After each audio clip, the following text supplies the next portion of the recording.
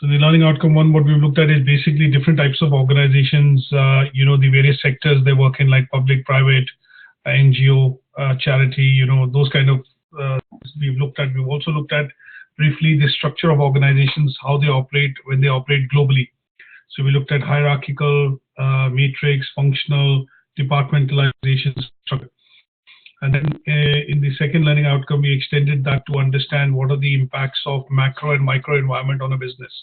So if you're running a business which is operating in different geographies, then how do you kind of respond and relate it to law and legislation within that country, the labor laws, various external and internal factors which affect the business and its growth of that business. So externally would be factors which are beyond your control. That means things like inflation, exchange rate, the physical and monetary instruments which the governments basically control. Like we've seen a 0.25% rate rise in the last 10 years. The Bank of England, which has announced it today, so it's moved from 0.25% to 0.5%. So these are external factors which affect your business. Internally, the factors which affect your business would be things like employee manpower, turnover, things like profitability, increase in sales, decrease in sales, demand, supply. So these are internal and external factors that we looked at. And today what we're looking at is expanding into learning outcome 3 to understand if an organization is working within the global context. That means it's a business which is working in different geographies. What are the implications when you handle or work in a business which works across geographies? So here we are going to understand and touch on certain facts within the presentations. Things like, what is globalization? What does global integration mean? When we look at things like various trade agreements like GATT, which was replaced by WTO, we look at the NAFTA agreement, for example. So we look at touching some of these basic types of agreements to understand how these tariffs and agreements actually affect a business which is working, globally. That means it's working in more than one geography or a country. And then what we want to be able to do is understand the advantages and disadvantages of globalization. So when do you decide to take business global? What are the advantages? What are the drivers which drive the business to become global? And at some stage, what we will look at is we will study the impact of globalization on a business, understand what kind of factors affect the companies when they are global. How do the companies make use of technologies like IT, internet, social media, these kind of technologies like data warehousing, data centers. How does business which is running on a global scale or working across countries, utilize IT as a technology to increase the business, and what is the impact the technologies have on it? And lastly, what we do is understand in terms of a bit of a review that what is the role of government and the role of technology when the business is international. That means the business is working across geography. And here what we look at is slightly understand the implications of government legislation, which particularly impact, and what is the role of government in looking at when a business works internationally. Okay. So any questions, any queries, just stop me where you feel you need more details on. And what I'm going to do is, obviously, as usual, after the session, I'm going to send you a copy of this presentation. And in order to read, in terms of a handout, what I'm going to do is try and provide you an extract, which is an extract from the book which talks about globalization challenges and changes. These are about, I would say, about good 30-odd pages, but it will cover the outcome in a greater detail. And the other thing it will do is when you're doing your assignment for these tasks, the LO3 from 3.1 to 3, you'll be able to reference some of the material from the book, be able to bring it across into your assignment. Okay. Now let's start with the basic definition. What do you understand by globalization? Global factors. Okay. So let's look at the word globalization. You break it down into two. So global, and what we are looking at doing is saying the word and extending it, saying that, okay, it's globalization. So globalization basically looks at, bringing two things together. One, we are looking at talking about a business in this context of the unit that we are doing. So the name of the unit is Business Organization in a Global Context. So what we are looking at doing is understanding the process of organization, wherein we look at businesses, we look at organizations, and how do they become global? How do the operations of the business, kind of transform geographies or go across different countries? And that process through which a business or global factors, as you rightly said, kind of motivate you, persuade you to take your business to other places, would be the process of kind of something called globalization. In short, we will call it internationalization of business. That means you want to take your business, if you do business in UK or if you do business in England, for example, what we want to be able to do is expand our business to Wales, Northern Ireland, Scotland, and at some stage, if the business is doing quite well, what you're looking at doing is internationalizing the efforts in your business to take it to another geography wherein you feel you can look at catering to the demand and supply with your products and services. Okay. Okay. Now, when we look at this phase of globalization, we've heard this word global, and we hear this phrase which is go global but go local, and the word which came out of that primarily was the word local. The reason why we look thinking about this particular word in general is because of the fact that when you look at there have been 4 phases of growth which have actually led to the businesses currently being global. Now, the first phase came across when we looked at from the 1830s to the 1890s, when rail and ocean transport actually became possible. So we had say for example ships, steamers, and the invention of railway actually allowing larger sets of geography to be connected. So for example, the goods could be traded not just from the land route, but it allowed the distribution of goods through the route of sea and also through the land route, but in a very faster medium.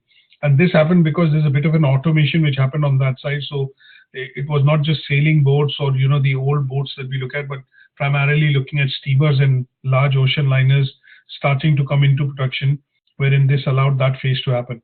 The second phase was when we look at the coming in of electricity and production of steel, which meant that some of these things which were being built could have been built at a larger scale. They were much more durable, and electricity facilitated a lot of automation which could have happened in the production and engineering sector. The third phase actually came after World War II, and that phase basically led to large-scale industrialization. So the word that we used before the word became popular, globalization, we were kind of used to using the word called industrialization. That meant that a lot of things which were being manufactured on a small scale could now be manufactured in a larger scale and at a massive scale. So for example, things like cars were invented in the early 1900s, but the actual large-scale production of cars began to happen when industrialization happened.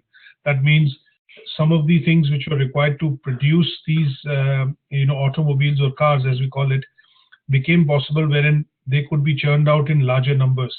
And that was the third phase. We are currently in the fourth phase of industrialization, wherein we see a lot of different sectors helping businesses to expand globally. And that is why the phrase globalization has come across. So what is happening is we are seeing an increasing role of IT. We are seeing an increasing role of other sectors apart from IT, things like automation, things like private-public partnership or privatization, and investment from the financial sector to be able to grow the economies or to grow and increase the demand and supply of products across geographies. And this phase, wherein you see a lot of different sectors actually contributing and working together, is now termed as something called globalization. Because when Henry Ford invented the car, the availability of that in terms of automobile or a motor was only available in the US. But post World War II, some of these things which were used in World War I to automate and mechanize the functions of army were then put into mass production or manufacturing after the World War II, and that allowed other industries to contribute to it. So, for example, steel and in particular steel industry, you look at coal industry. So these things got connected. And in the fourth phase, what we are looking at is that some of the other industries which contribute to the widespread usage and spreading of this technology has happened because of financial sector, because of the IT sector, automation and engineering sector, all combining to work together to be able to deliver services to people across the globe. And that is where the phases, which is what the fourth phase is, and we call it, or it's more synonymous with the word called globalization. Is that okay? Yes. Now, when we understand, why globalization has happened and what are the various phases in which globalization has happened, we need to identify what are the factors which has led to globalization happening. So when we look at some of these factors, we have looked at something called, say, for example, SWOT analysis or personal analysis. But there is a specific framework that we look at, which basically helps us evaluate, and kind of differentiate all these factors. So when we look at what are the factors which are essentially kind of, propelling or pushing forward this phenomenon of globalization, we look at dividing it into 4 different factors. So as we say, the fourth phase has inputs from a lot of different sectors to drive demand and supply. And driving of demand and supply is then pushing companies to take their products and services, into other countries or globally. So when we look at these factors which are creating this, increase in demand and supply, are factors which can be grouped under technological, economical, social, and political. Is that okay?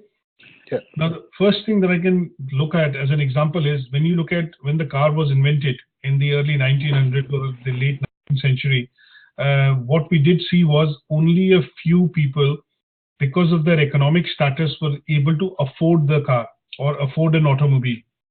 But as industrialization happened, a lot of people started to get jobs within sectors or production or engineering and manufacturing in general. There is a steady income that they started to get. So there was a less dependency on agricultural and related industries, and people then started to look at working within, structured businesses like coal mines, for example, production companies, for example, and that meant that they had steady income coming in. So when steady income came through, a lot of people's affordability started to go up, and we started to see the development of classes beginning to happen. So lower class, lower upper, middle class, then middle class, higher upper class, and things like that. And that happened because of changing economic fortunes. That means people began to earn money, and that money, because it was being earned, they had then more resources in terms of financial resources to be able to buy things, which led to the increase in demand and supply of products and services. So what we do is, when we look at understanding why globalization happened and what are the factors and have assisted in driving this phenomenon of globalization, we look at these 4 factors: technological, economical, social, and political. And let's look at these factors very briefly. So when we look at technological factors, we see technological factors like distances becoming smaller because of people able to take flights, take transport by railways, and cars are becoming more efficient and faster. So distances have become small. So transport has ushered a revolution as far as the availability of technology is concerned, because you can transfer heavy equipment, any type of machinery to any location today by air, by sea, by road. Correct? Yeah. Then you look at the other side of technological factors is, with the advent of internet, sharing of information became easier. Now, internet started off as a phenomena which was invented by the US military department called DARPANET as a network, but then Tim Berners-Lee introduced internet and the HTML protocol, which led to the creation of the whole phenomenon of the internet that we know today from 1994. So that meant that this particular revolution, the information revolution through the internet, allowed dissemination of information happening this became quite quick and efficient. And these are factors which help translate consumer preferences, the demands and the needs of consumers using mediums like technology. And that medium could have been, say for example, let me pick up an example here, like the internet. Prior to that, people used telegrams, or letters, and in some cases, you had the what do you call, the usage of couriers. So if you look at communication and messaging happening across in the last 200 years, we had basically what you call messaging through different mediums like usage of birds, pigeons, usage of horses and stuff like that. But as and when Morse code was invented, radio technology were available, it meant that you could transfer kind of communicate using those technologies. But with the advent of internet, audiovisual content started to be made available, and that speeded up the dissemination of information. Obviously there are lots of economic factors which have driven this. So increasing incomes we've talked about, the discovery of a lot of what you call minerals, metals, which came across through mining, led to the creation of global trade. So a lot of countries which had coal or wanted steel, or whatever technology also could happen. So because of the resources being extracted, it led to the creation of global trade, wherein some countries wanted some material, some countries had some material. So that led to the creation of global trade. With money and dollar, when oil was discovered, and dollar became the international instrument of transfers or money transfer across the globe in the early 1930s, what tended to happen is that it started to give rise to the phenomena of financial market and trading. And this then also led to something called competition, because if you had to print money, you had to add the requisite amount of gold or bonds in terms of dollars to be made available before you could print more money. So a lot of economic activity happening in countries also led to the creation of or propelling this idea forward of globalization. Similarly, as the world trade has let's put it this way, developed, what has happened is that there is a lot of dependence which has started to happen with different countries. And the dependence has led to the creation of trade agreements. So we look at a lot of different trade agreements that we are aware of, like we have a trade agreement in the European Union. If you look at the Americas, Canada, Mexico and US, they have the NAFTA agreement. When we look at some of the Asian countries with China, India, Philippines, Taiwan, they have an Asian agreement or ASEAN agreement as we call it. And these agreements have been done in order to facilitate free trade, remove barriers to be able to do free trade, and that has also propelled called the phenomenon of globalization. Is that okay? Yeah. And then we look at social factors. Now, what are social factors? Because today a lot of things are available across different markets, which has led to the creation of something called consumerism. That means companies are producing more and more goods, and these goods have to be sold to consumers, because of which marketing, sales, promotion is happening on a global scale.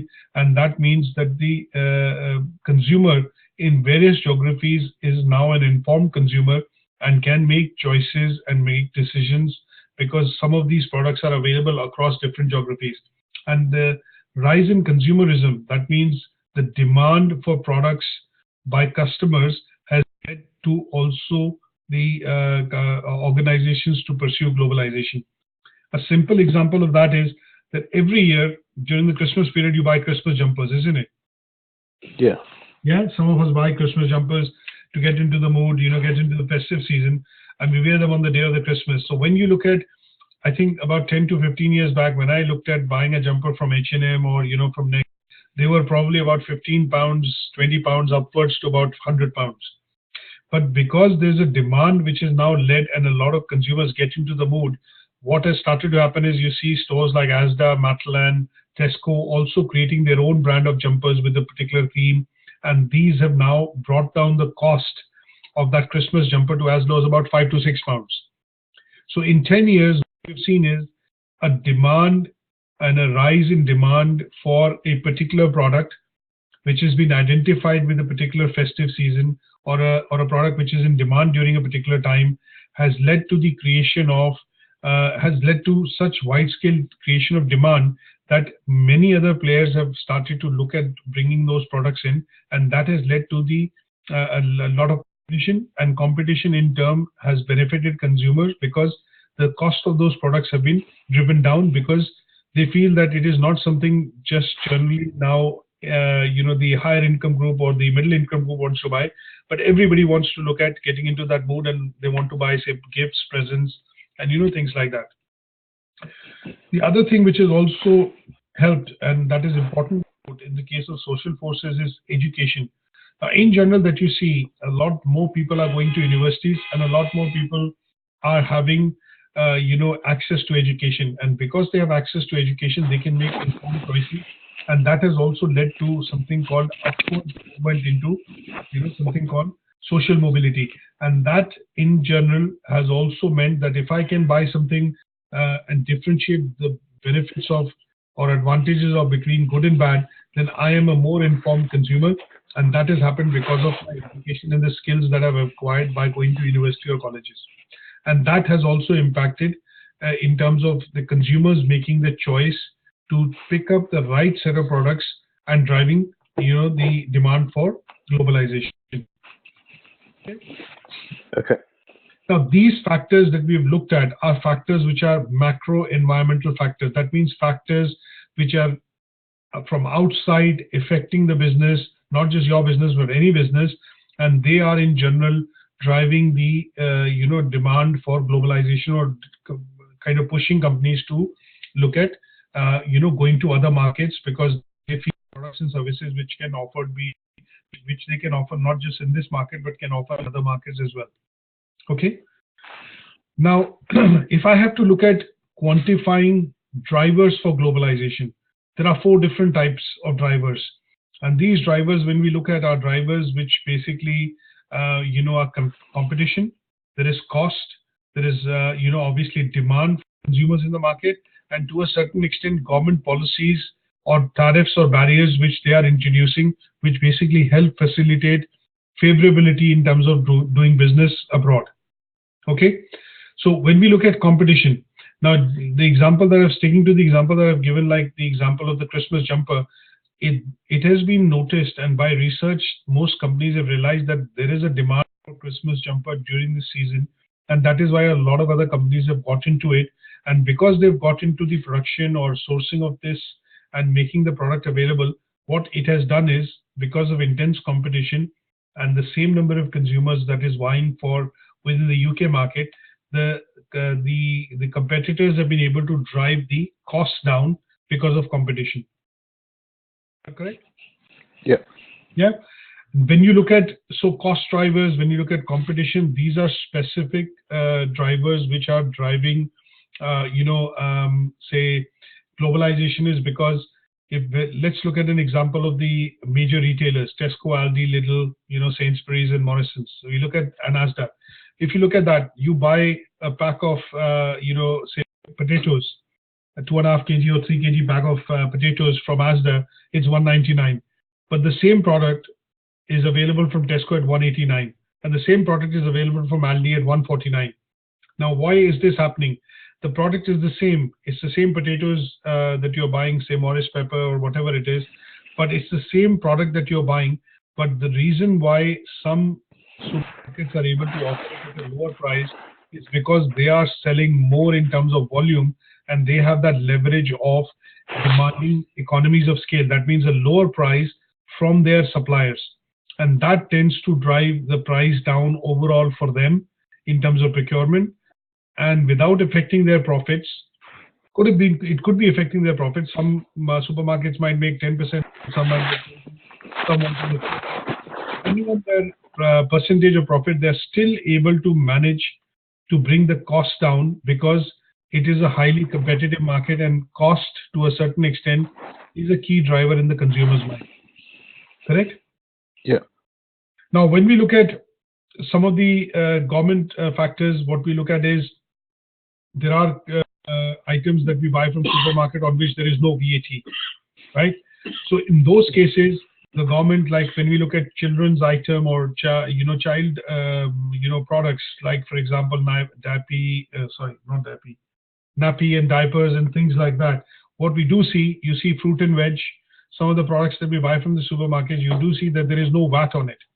And that also brings the barriers in terms of trade down. So it allows for free market to determine prices. And when that happens, what happens is the government is actually trying to bring down barriers for increasing trade or decreasing the price of the product in the market, because that is seen to be a essential item, from a point of view of consumption for consumers. Okay. Yeah. Sometimes you will see that the government incentivizes businesses to set up business in a particular location by giving them tax breaks, or by giving them, say for example, soaps or loans at very low interest rate, because they want the company or the business to come in and establish in that location, which will also overall promote employment, growth opportunities for that region, or it help in regeneration of that region. And those are reasons why you look at globalization also being driven when we look at, say for example, the automotive sector. So UK has a very competitive automotive sector, and government is very wary of the fact that if we do not have a good deal in terms of Brexit, then a lot of cars being manufactured in Sunderland, West Yorkshire, we will have an imposed tariff on the cars, and the products which are predominantly manufactured here and exported to Europe would actually be 10% dearer. So we will lose our competitive edge in terms of automotive manufacturing. So here they are trying to negotiate a deal wherein it does not harm the automotive industry, because automotive industry is a very large employer in the UK, and they employ about between, I think if I remember correctly, between 3 to 4 million people within the main manufacturers and the ancillary supplier or manufacturers which supply parts and other things to the main companies like Nissan, Vauxhall, and other companies which are Toyota, which are manufacturing in the UK. Similarly, if you see London, which is the financial hub, the government is trying to negotiate some sort of a deal so that London is able to maintain its status as a financial market, or as a preferred financial destination for financial services. And that is where they are trying to negotiate that some of the tariffs, some of the policies and the barriers which could be imposed by EU once we exit are done in the London market in particular, because that sector contributes, I think, about 12 or 13% of revenue in terms of taxes to HMRC, plus also employs 11% of the workforce within the financial services sector in the UK. So when we look at globalization, some of these things play into to define what are the reasons why a firm would pursue or a business would pursue globalization. Okay. Okay. Now we look at let's understand. Okay, we've started off with what is globalization. We've looked at some 4 phases of globalization, the factors which affect globalization, and then now we are coming to we've understood drivers of why globalization happens, and now we are looking at the advantages and disadvantages of globalization. So, business perspective, from a customer perspective, and from an economy perspective, what are the advantages of globalization? Now, one of the key advantages for businesses is that they get access to more markets for increasing their sales, profitability, turnover, revenue. Okay.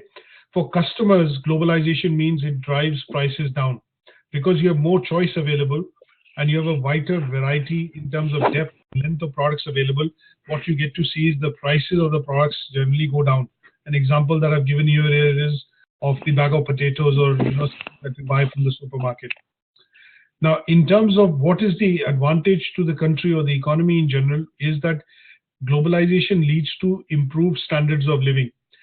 Sometimes you will see that when a company opens operation in a different location, it leads to the creation of employment. It could also lead to the creation of general well-being, because the income level in general rises, because that company which is setting up its operations also leads to giving other businesses revenue, because it starts to take their services or as a raw material, starts to take their services to provide a larger service in that market.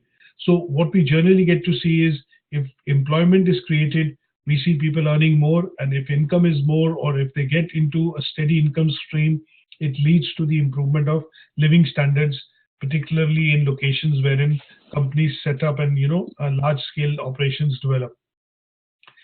Now, other advantages that we look at very briefly, which are, I think, self-explanatory, is what we look at is the example of economies of scale. Now, sometimes when you manufacture something, let's look at the example of iPhone. Why do you think iPhone is so expensive? Or the Galaxy, is so expensive? It's the specification and the components that go inside. Yeah, so what we look at is, it's a good approach. What we look at is that you look at the 4 different factors. So technologically, it's a very advanced product, and because of its advancement technology, the cost is higher. We also look at that this product looks at doing lots of things. So it is one of the finest products being produced in terms of the screen. When you look at the Galaxy Tab end-to-end screen, or Galaxy phone, when you look at it, some of the features like the longer battery life, these are enhancements or innovations which actually make the product expensive.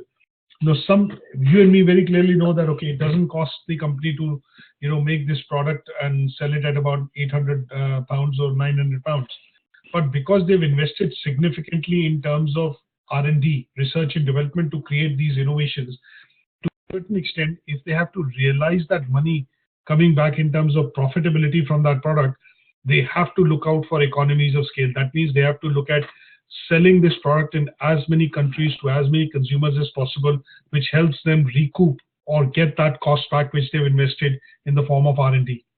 Correct? Yeah. Now, businesses would also look at access to resources. Some of these products require thousands or hundreds and thousands of different types of component.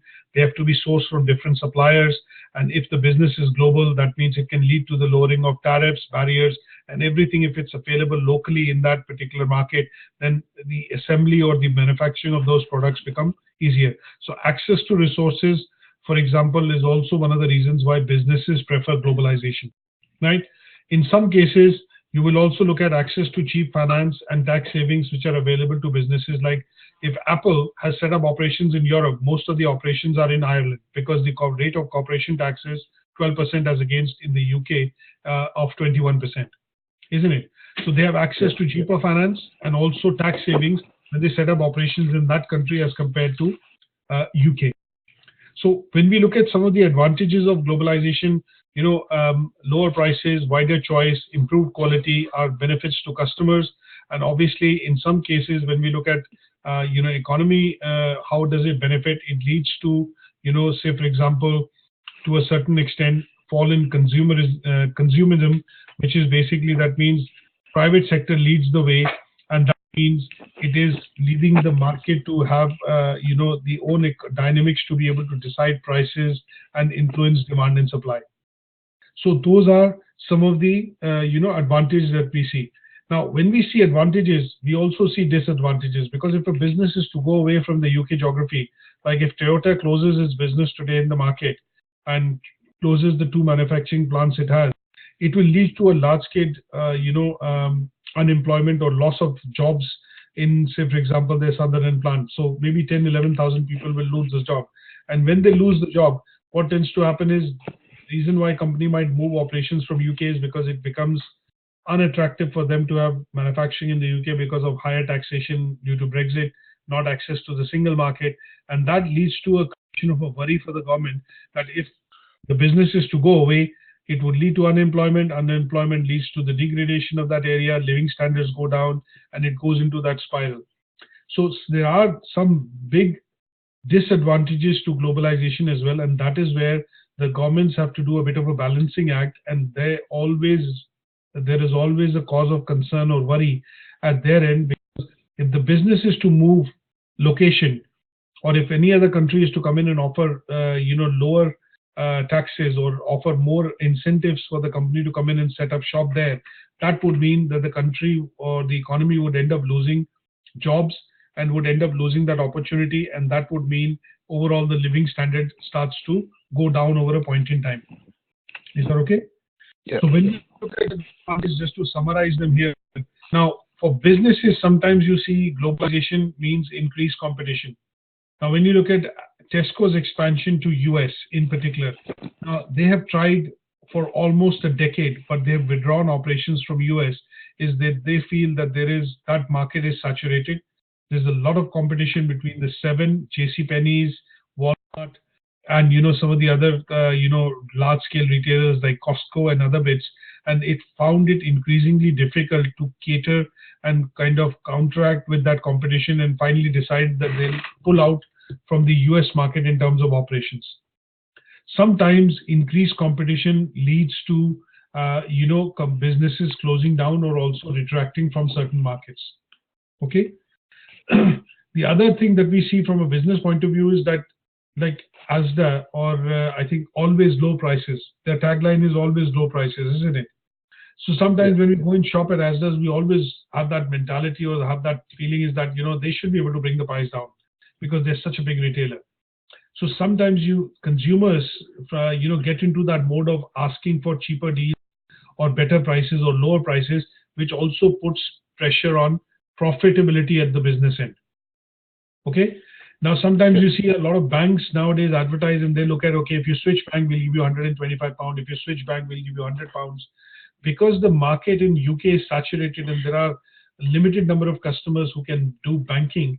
So sometimes banks retort or businesses retort to these kind of strategies wherein it increases volatility in the market, is because you have the same 33, 34 million who can look at banking.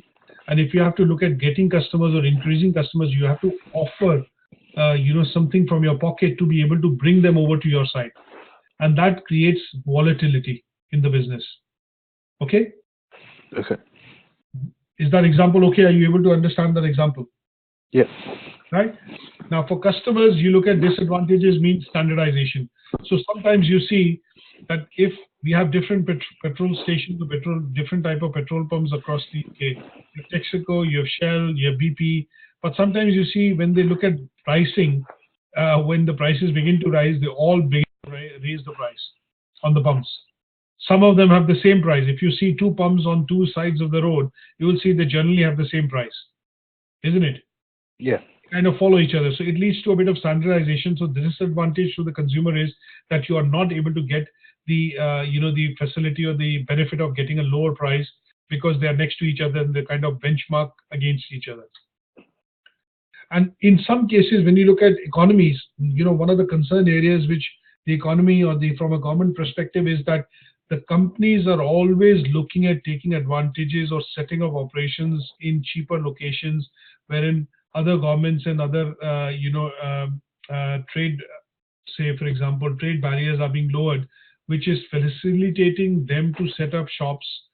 When you look at a large-scale manufacturing, which has disappeared from UK, is because now to manufacture the same thing, say for example, clothing in particular, it's cheaper to do it in Vietnam, Bangladesh, Egypt, and other countries, because the cost of labor and the cost of use of manufacturing in terms of the products is cheaper in that country as compared to the UK.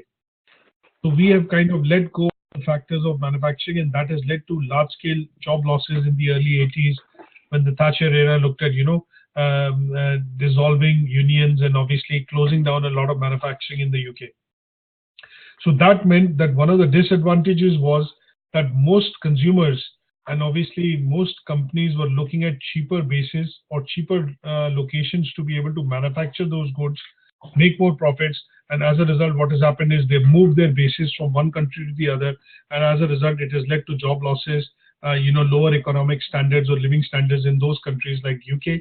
But that has created income, demand, and, a boon in terms of, living standards in other countries wherein this employment is moved. Okay. Okay. So this is a good example to look at when we look at the number of multinational companies, which have kind of accused of, things like they do not provide proper working facilities or, benefits to workers in the overseas territories because of the fact that they want to kind of look at cheaper production costs and, the goods being made available at a lower cost back in the UK.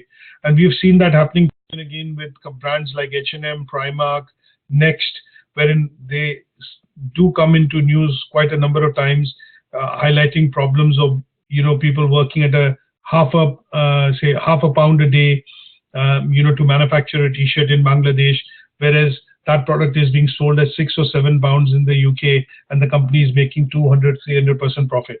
So businesses are gaining, but the disadvantage is that at the end of the day, the consumer to a certain extent is gaining, but the disadvantage is that because of increased competition, the companies have to seek out cheaper locations where the goods could be manufactured, which in turn has led to loss of jobs and manufacturing within the UK, and the job base and the manufacturing base shifting to a country wherein it is cheaper to manufacture and bring it back into the country.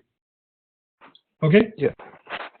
Now let's look at so there are some advantages, some disadvantages. Now it is not all bad news. So when we look at how currently globalization is also moving income living standards across the globe. So what is happening is a lot of manufacturing which has moved from developed countries like UK, Europe, US to developing countries has led to the creation of what you call better living standards in those countries. So this is something which is happening wherein the growth of wages between when you look at the 1980s to 1990s was the highest in countries which were modernized and very developed. But now when we see it, the growth is happening at a faster pace in terms of wages, in terms of increase in wages in developing and emerging countries, because everything is moving to those countries from a point of view of manufacturing, production, and mass scale consumerism because of demand and supply. So the fastest growing economies like India, China, you look at Russia, Brazil, which is what we call BRICS, the 5 or 6 nations like South Africa, there the growth of income is much, much higher than developed countries like US, UK, Germany, France, and Italy. Okay. So this is also one of the, if I look at it this way, that is this a favorable impact for the UK and people living in the UK? No. Right? But if I look at it, is this a favorable response for people living in the emerging markets and getting the business and rise in salaries and wages? Yes, because they are getting to see the benefits of globalization, which is leading to increase in living standards, more wages, and obviously overall general well-being in the economy because of the fact globalization has moved to their economies or their base.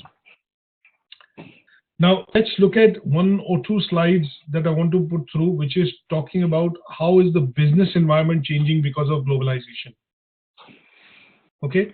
Now here, because the businesses are now selling products in different countries and they are manufacturing products in different countries, this has led to a new phenomena which is called distribution. So what you're seeing is that products being manufactured in Bangladesh or the raw material coming in from different places but being manufactured in that country is now being sold in so many different locations. So if we look at H&M as a business, we look at Next as a business, they are present now in 15, 16, 20, 21 countries. So the products are being manufactured in one location, but the distribution of those products are happening in different countries because there's a bit of a standardization across the product range which the company sells. Okay? And because what we see is that there is a large-scale demand for these products, the companies are able to manufacture this in bulk in one location and then transport it to other geographies where they can feed that demand. Correct? Yeah. And what is the reverse effect of this? That if there is a recession or a fall in demand which starts to happen, then that means because we are all connected now in this world because of financial matters, because of globalization, what tends to happen is if you see a bit of slowness coming in terms of sales and demand in a particular location, you see that effect could be quickly transferred to another geography or another country, because if for example China stops importing material to manufacture goods, that would also mean that because the finished goods availability start to taper off, you will see that the demand and the demand for those goods in the market would also begin to decrease. And because the demand tends to decrease, what will happen is you will see recession or fall in sales coming in those markets. Is that something that you're able to understand? Yeah. So let's look at, if, as they say, if America sneezes, the rest of the world catches cold. Have you heard of that saying? No, not that one. All right, okay, right. This is the saying, I think, which has been said in the in terms of obviously global trade, because America is the largest economy in the world with about $16 trillion, and no other economy comes closer to it. China is the second largest, which is about $4.5 trillion in terms of GDP, gross domestic product. So sum total of all the income, of all the money raised by people who are in working, if they produce and their incomes are added up, is becoming gross domestic product, GDP. And that is $4.5 trillion for all the people working in China. If they get paid, this is what they can raise in terms of money. But when we look at the US market, it is 16 trillion.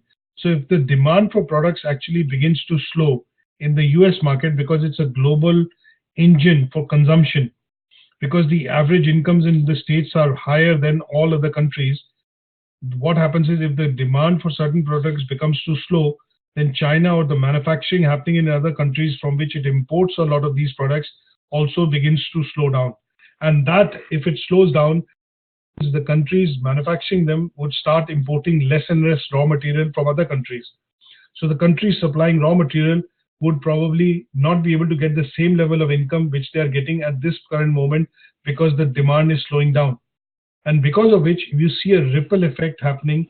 If America slows down, or the sales of certain products and commodities in America begins to slow down, you see a global cycle, or the engine coming to some sort of a grinding halt. And that is why we say, if America catches a cold, then the world begins to sneeze. Okay, so when we look at it is an advantage, also a disadvantage. But what are the changes which globalization brings? Because of the interconnectivity and interconnected world, we do see that if one side of the country or consumption gets affected, you generally get to see some sort of other effects in terms of slowdown also happening on the other side. Okay. Yeah. We also see that because now because of the factors of globalization, international trade, there is a very significant role which the government looks at playing, because they need to be able to control some of these factors to not allow recession or slowness in the countries to happen, or the economies to happen, because it affects everything. So what tends to happen is, because of this connectivity and globalization, we do see that from time to time various governments, of various countries tend to form something called agreements, which are called trade agreement. And there are various forms of trade agreements which have come up over the last 2 or 3 decades. So the current trade agreement, if UK is to go out of European Union, will be that if we don't have a deal with Europe, mainland Europe, to trade with mainland Europe, what UK will have to do is, you'll have to sign up to something called World Trade Organization, or WTO. And World Trade Organization is basically a de facto organization which basically decides how countries trade, and what tariffs are levied, what barriers are created. So it decides the trading kind of policy across countries. And we would be able to sign up to something called World Trade Organization, or the agreement, if we don't get a deal with mainland Europe in terms of EU. And when you look at that, what that can create is a bit of uncertainty. And that uncertainty, because we don't know what kind of trade deals we'll have, what barriers will be there, how much will be import taxes, export taxes, what that tends to do is create instability or uncertainty in the market, which can lead to slowdown in the market in terms of demand of products and services. And long-term effect of this could be that the businesses could start to lay off workers or shed their staff in order to make their operations lean and mean and ready for no deal if we go out of Brexit, without a single, say for example, without a deal with the mainland Europe. Okay, so these are changing. Let's put it this way: these are changes which affect, businesses and organizations, because of the fact that today we live in an interconnected or a global world, or a global village as we call it, and things on one side of the border could affect the things on the other side, and demand and supply can vary, drastically because of factors which play in to the factors which actually affect the world trade or globalization across different countries. Okay. Okay. Now let's look at lastly one or two quick slides to look at the role of technology, ICT, or information technology. Now, what technology has done? Can you think of reasons or maybe some examples of what has technology facilitated and why it has had a positive contribution in terms of helping businesses go global? Internet, and being able to communicate electronically. Yeah, absolutely correct. So when you look at technology, because today communication, ICT stands for Internet, Communication, and technology. So because what is happening now is that we can communicate, very, very quickly and efficiently across to breaking. Say, for example, a typical example that I would say here is a news channel is able to cover a breaking news almost instantly wherever it is happening in the world, is because of the fact that they have reporters and they have technology to be able to connect to satellites and downlink or uplink the data or the news item for it to be broadcasted live or to news stations. And that has been made possible because of the telecommunication technologies or communication technologies. So similarly, when we look at businesses, the flow of information can happen seamlessly because of the availability of internet, as you've rightly said. Technological advancement allow products to be sold across countries. So Amazon did not exist 25 years back because there was no internet, isn't it? Yeah. The advent of internet allowed companies like Amazon, eBay to set up businesses wherein they sell products in all countries, they source product from some countries, manufacture from some countries. And this has been made possible because of the advent of ICT or technologies in general. So technology, advancement in technology, introduction of new innovative technologies have genuinely helped companies to sell products far and wide, and that is also to the phenomenon of globalization. Okay. Yeah. Now let's one of the last slides where we talk about so technological change. I'll put this here. Technologies. So some of the technological changes which are happening can also lead to increase in business. Now Amazon, when it launched business in US, it was only US centric. But in the early 2000s, it was able to create store in other countries because of agreements that it was able to do with EU, and that allowed Amazon to set up a shop here. And now it trades in, I think, in over 28 or 29 countries, and that is been possible because internet as a medium has allowed it to sell products in very many countries without, say for example, and do away with the barriers. And that has also led to economic growth. That means it's also led to the, to scale 3 times, 4 times the growth which Amazon is seeing currently. Because it is able to sell products, manufacture, source from many countries, but sell it in all different locations, it has allowed it to double, triple, in some cases, quadruple its turnover and profits. And because as a company, as an organization, it is not doing business in different geographies, it also leads to the creation of jobs, and jobs in general promote better living standards. And because better living standards promote growth, it leads to the overall economic growth of that location, of that country as well. So technology plays a very important role in globalization because you can see the effects of technology happening not just globalization but also leading to a large scale or significant growth over time, leading to better living standards and also economic growth for that country or that region. Okay. Yep. Now the other bits that we get to see is then, because globalization is bringing changes to organizations and it has implications for businesses.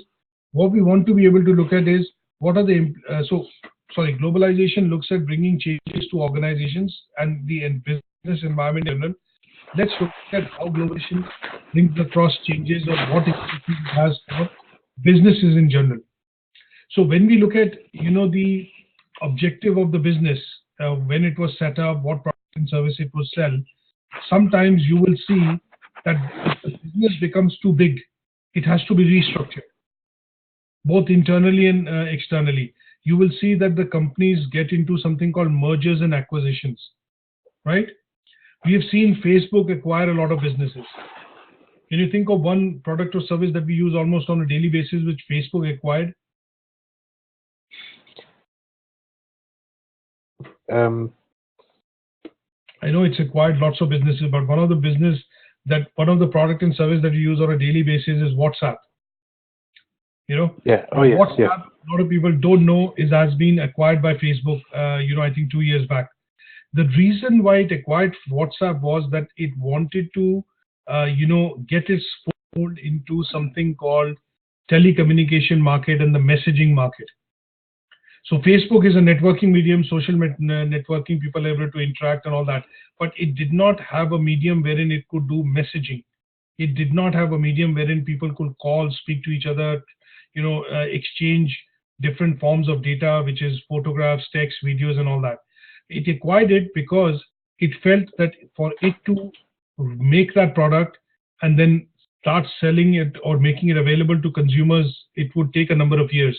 So what it did was it took the route of mergers and acquisition. That means it acquired the company by paying 2.5 times the cost or valuation of the company and brought it into its control so that it could then integrate some of the services what WhatsApp provides, and that could benefit its consumers to get more revenue in terms of advertising revenue.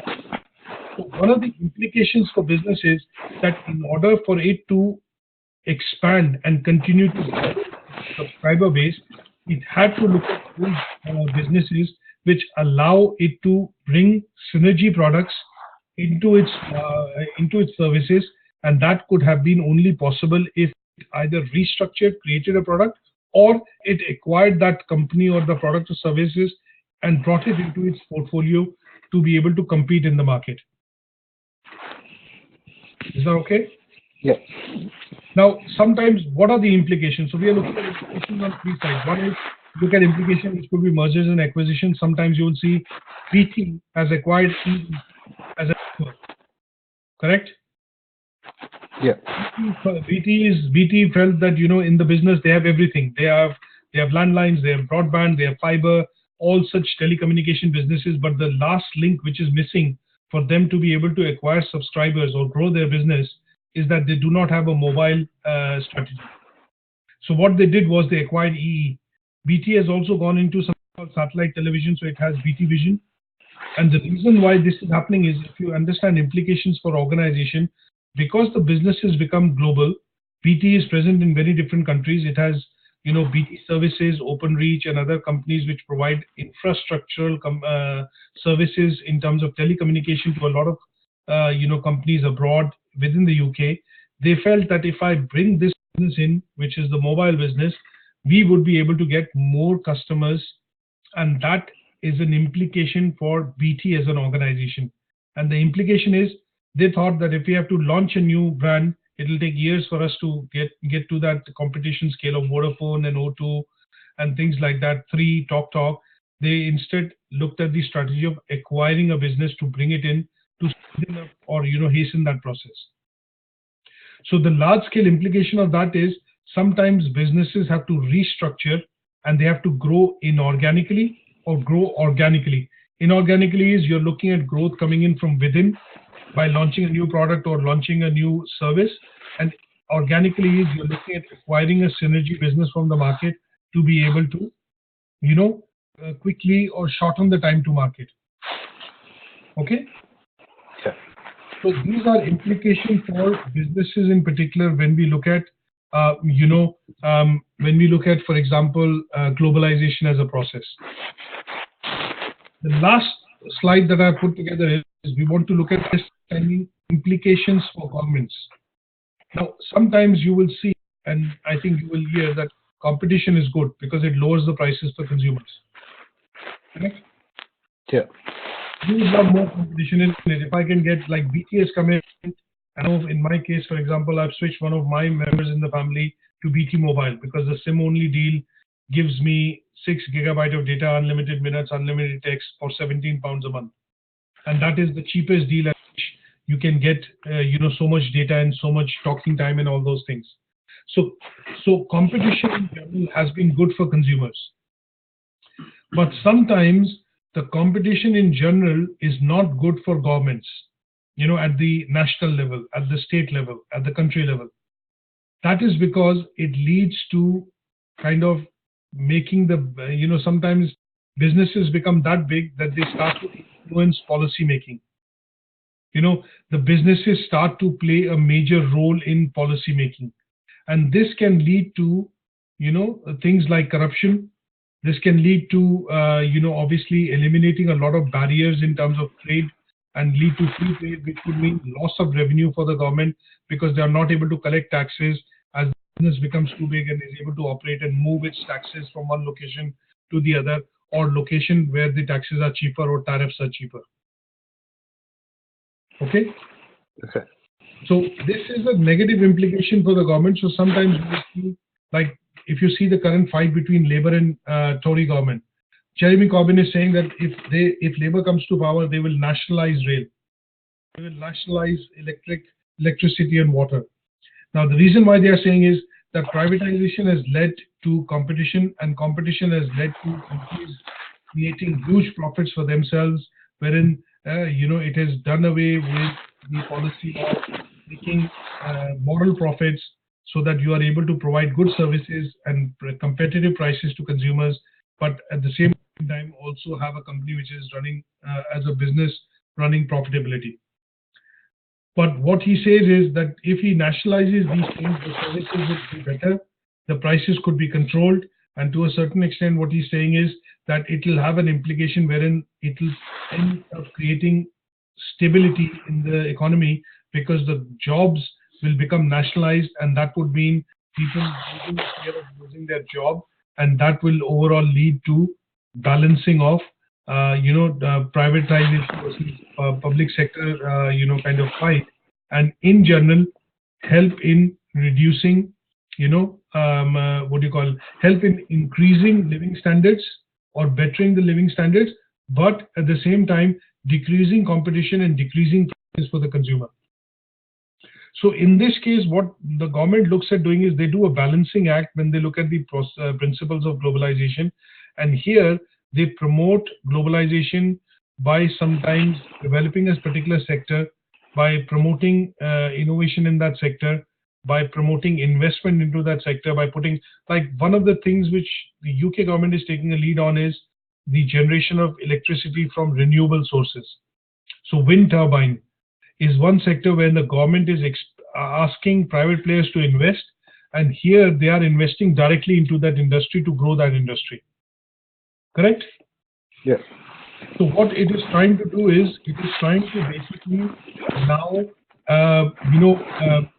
balance out the effect, saying that okay, we have a lot of competition in the in the private sector on the electricity generation side, but what we need now is people to invest, or businesses to invest in renewable energy, and renewable energy sources could be wind turbine, generated from the sea, or the wave technology and things like that. So that is why it is providing investment into that industry to be able to grow that industry. So some of the implications are sometimes the government will try to lead the path in terms of inviting investment and growth in a particular sector which it feels can create a major employment opportunity in the future, for residents of that country. Okay. Okay. Good stuff. So I'm going to stop here. Any questions that you have as of now? No, not really. That's about it. Was it clear, this session? Okay.